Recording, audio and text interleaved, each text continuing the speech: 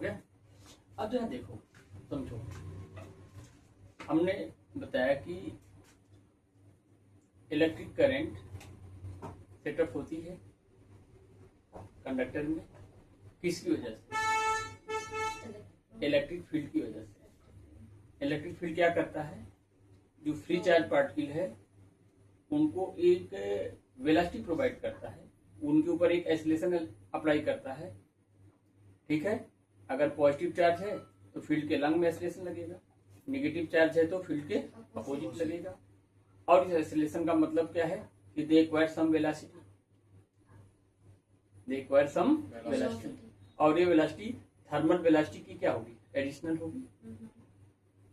तो velocity acquired by free charge carrier, velocity acquired by free charge carrier due to applied electric field in between two successive collision, in between two successive collision is called as drift velocity.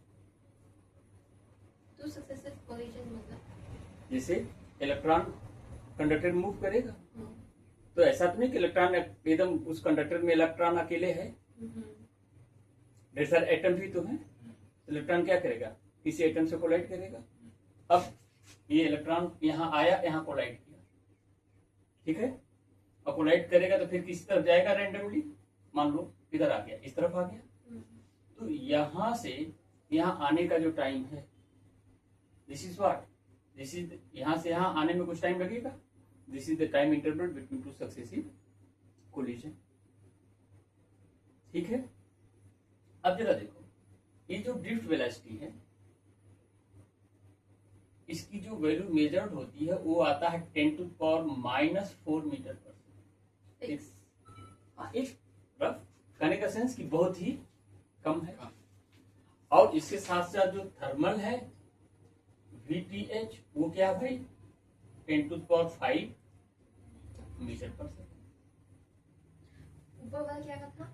Drift velocity जो electric field की वजह से है, इतना कम। Imagine करो, सोचो, iron का rod है, रिजिड बॉडी है, इसके जो इंटर एटॉमिक पार्टिकल्स हैं उनके बीच का स्पेसिंग क्या है? बहुत कम है कि नहीं है? इलेक्ट्रॉन को उसी में से चलना है। तो वो सोचो कि दो सक्सेसिव कोलिजन के बीच में इलेक्ट्रॉन को कितना कम से कम डिस्टेंस चलना है। इलेक्ट्रिक फील्ड चाहे जितना भी स्ट्रांग हो, लेकिन जो डिस्टेंस कवर करना है वो कितना करना है? बहुत कम करना है। ठीक है कि नहीं? इसीलिए वेलोसिटी कम है, इसलिए ट्रेवल करना है। हाँ, क्योंकि बेचारा ट्रेवल किया, क्या हुआ? एटम आ गया, फिर ट्रेवल किया, फिर एटम आ गया। तो अब जरा देखो, इलेक्ट्रिक फील्ड की वजह से जो वेलोसिटी मिलती है उसे हम ड्रिफ्ट वेलोसिटी कहते हैं।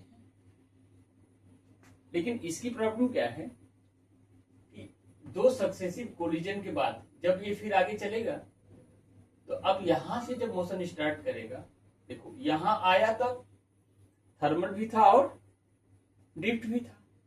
थर्मल की वैल्यू क्या थी? इतनी ज्यादा। ड्रिफ्ट की वैल्यू क्या है? इतनी कम। तो जब कोलिजन के बाद फिर इलेक्ट्रॉन जब चलेगा तो ड्रिफ्ट वेलोसिटी रहना चाहिए, रहेगा कि नहीं रहेगा? अब ऐसे देखो, मान लो एक मार्बल मारो खूब कस के दीवार से, तो क्या करेगा? ज्यादा स्पीड से मार्बल जाएगा तो कोलाइड करके क्या है? वापस आएगा। लेकिन एक मार्बल जितना स्लो कर सकते हो as possible by you, wall की तरफ भेजो, जाके वॉल से कोलाइड करेगा, क्या करेगा? वो वापस नहीं, वहीं रुक जाएगा। अब दो वेलोसिटी आया, थर्मल भी आया और ड्रिफ्ट भी आया। और ड्रिफ्ट क्या है? बहुत ही कम। मार्बल जाके वॉल से कोलाइड किया था, उसके पास वेलोसिटी थी, उसके पास काइनेटिक एनर्जी थी, लेकिन रेस्ट में आ गया। तो उसकी काइनेटिक एनर्जी कहाँ गई? साउंड में गई होगी, हीट में गई होगी। यहां आया, इलेक्ट्रॉन के पास थर्मल वेलोसिटी है, ड्रिफ्ट की वजह से भी है और थर्मल की वजह से भी है, लेकिन थर्मल तो बहुत ज्यादा है, तो थर्मल की काइनेटिक एनर्जी भी बहुत ज्यादा होगी। लेकिन ड्रिफ्ट वेलोसिटी क्या है? बहुत कम। उसके चलते काइनेटिक एनर्जी भी क्या होगी? बहुत कम। कोलाइड करेगा तो वो ड्रिफ्ट वेलोसिटी को सस्टेन कर पाएगा कि डिसअपियर हो जाएगी वो? Disappear. तो उसकी काइनेटिक एनर्जी कहाँ गई? Effect heating effect. Heat energy. तो अब जब इलेक्ट्रॉन कोलिजन के लिए आया तो उसके पास दो वेलोसिटी है, थर्मल भी है और Drift. लेकिन कोलिजन के बाद फिर से जब मोशन स्टार्ट करेगा तब उसके पास कौन वेलोसिटी है? Thermal velocity. Only thermal. उस समय ड्रिफ्ट नहीं है। अब रैंडम मान लो इलेक्ट्रॉन यहाँ आया, यहां से चला तो फिर केवल थर्मल से चला था, यहाँ आते आते फिर क्या करेगा वो? ड्रिफ्ट को एक्वायर करेगा, मतलब कोलिजन करेगा तो थर्मल और ड्रिफ्ट दोनों रहेगा। फिर आगे जाएगा, इधर मान लो, फिर किससे स्टार्ट करेगा? Thermal. थर्मल ड्रिफ्ट फिर जीरो हो गया। Hmm. बात समझ रहे हो? तो कोलिजन से पहले थर्मल वेलोसिटी भी रहेगा और ड्रिफ्ट भी रहेगा। तो drift बीच से कहाँ से आ रहे हैं? इलेक्ट्रिक फील्ड, अच्छा. हम्म. इलेक्ट्रिक फील्ड ये एक्सीलरेशन देता है कि नहीं देता इलेक्ट्रॉन को? उसको वेलोसिटी प्रोवाइड कर देगा।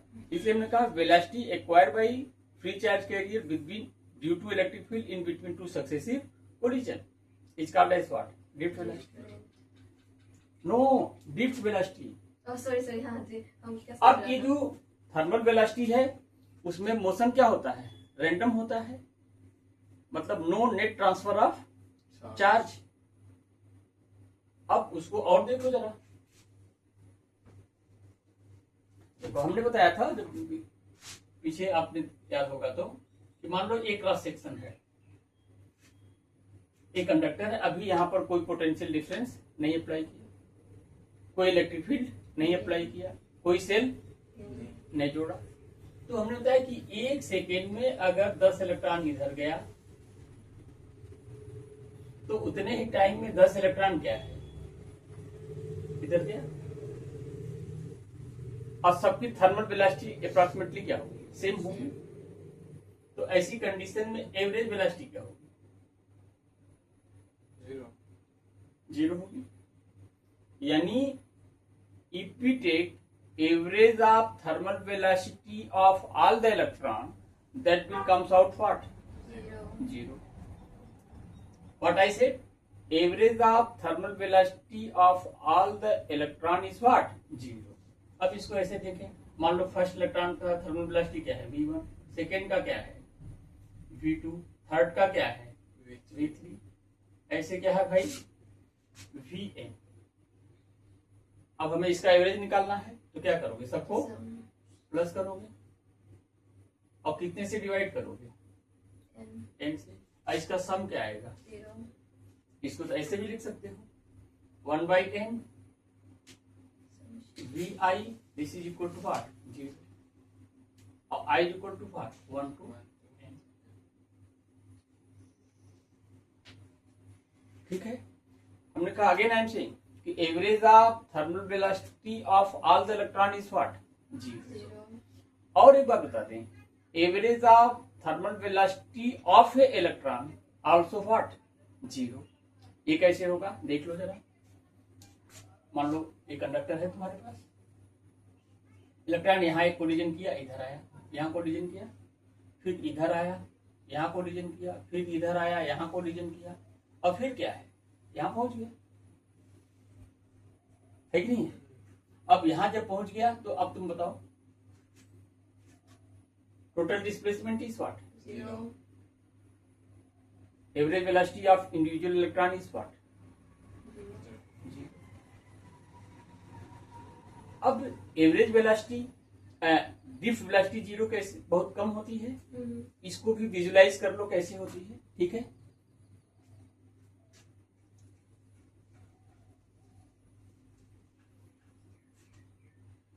अब जरा देखो बेटा, ये अब ध्यान रहे कि इलेक्ट्रॉन का अगर हमने इलेक्ट्रिक फील्ड लगा दिया, क्या लगा दिया? इलेक्ट्रिक फील्ड V, और ये क्या है? तो अब इलेक्ट्रॉन का जो मूवमेंट होगा उस पे दोनों वेलोसिटी काम करेगा, थर्मल भी काम करेगा और ड्रिफ्ट भी काम करेगा। ओके, अब ऐसे देखो, मान लो यहां पर इलेक्ट्रॉन आया, पहली बार यहां कोलिजन किया, यहां से ये यहां आ गया, लेकिन अब यहां से यहां आने में दोनों वेलोसिटी का रोल है, लेकिन रोल ज्यादा किसका होगा? थर्मल। थर्मल का। फिर इधर आया, फिर इधर गया, फिर क्या है, यहां आ गया। अब देखो डिस्टेंस तो क्या हो गया उसका, बहुत ज्यादा हो गया। लेकिन जब डिस्प्लेसमेंट की बात करोगे तो क्या होगा? बहुत कम। ये बहुत कम। और डिस्प्लेसमेंट बाय टाइम इंटरवल, ये क्या देगा? यही तो ड्रिफ्ट वेलोसिटी देगा। देगा कि नहीं देगा? Yes, sir. That's comes out for very very small.